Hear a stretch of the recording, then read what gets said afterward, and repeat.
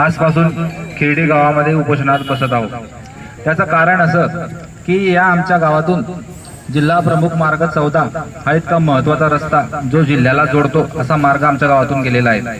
आमच्या दोघा गावांची लोकसंख्या मिळून जवळजवळ 10,000 आणि आमच्या आजूबाजूला जवळजवळ 20 ते 22 खेडे या रस्त्याने ये-जा करतात।